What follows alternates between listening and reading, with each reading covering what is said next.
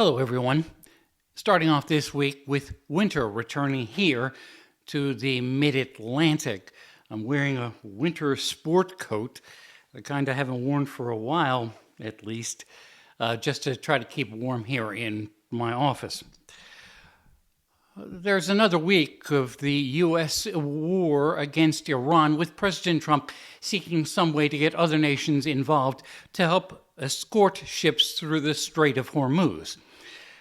But with the president, that means hoping that oil prices will be high enough that people in a lot of other countries will put pressure on their political leaders to join some kind of naval and air operation that prevents Iran from threatening the loaded ships in the Strait of Hormuz. To sell this as some kind of sacred mission to the American people, Secretary of Energy Chris Wright was on a few Sunday shows.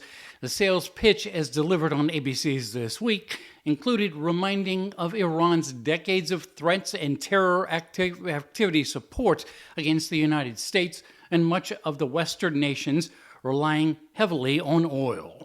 Iran's activities, these pronouncements, their military strikes, all of this, I think, makes it very clear why this military operation was so essential. For 47 years, Iran has threatened the Straits of Hormuz, has attacked its neighbors, has killed U.S. soldiers.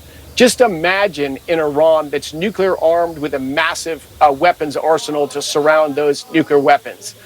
This is why President Trump needed to act now to stop the killing of American soldiers, to stop the destabilization in the region, and to end Iran's ability to threaten energy markets. Yes, we go through this period of short-term disruption, but better to do it now than to have a nuclear armed Iran. This is short-term pain to get through to a much better place where the Middle East can no longer be held hostage by the one rogue nation in Iran.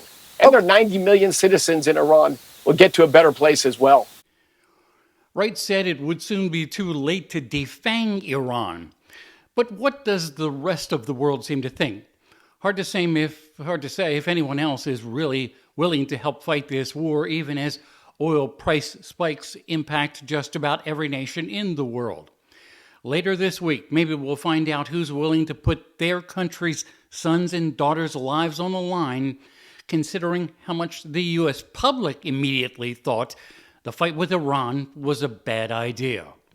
With ear on the White House, I'm Bob Costantini.